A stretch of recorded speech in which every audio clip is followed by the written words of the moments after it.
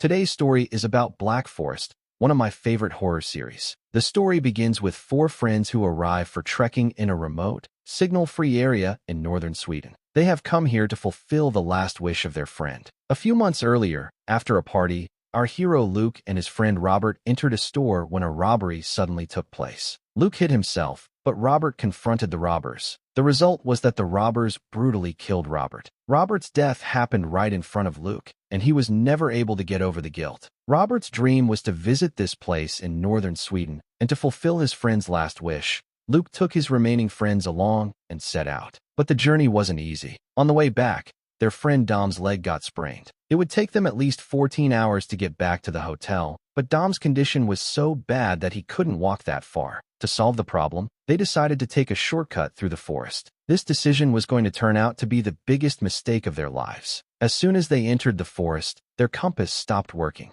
Hutch knew this, but didn't tell anyone so as not to cause panic. He figured that if they just kept walking straight, they'd get out. But as they moved forward, the atmosphere grew more and more frightening. Walking along, they reached an area where a black bear's carcass was hanging from a tree. Its stomach had been torn open and blood was still dripping onto the ground. Everyone's hair stood on end. They assumed it was the work of some hunter and quickly moved on. But things got worse when night began to fall and heavy rain started in the forest. To escape the rain, they found a small cabin in the middle of the forest. They decided to spend the night there and move on in the morning. When Phil went upstairs to check if anyone was there, he saw something strange, a headless straw figure holding deer antlers in its hands. Phil called everyone up. They all saw it and couldn't figure out what it had been made for. Phil called it part of black magic, but Luke cut him off and said there was no need to scare everyone. Still, the atmosphere was so eerie that no one had the nerve to stay long. When they came downstairs, they discussed the figure.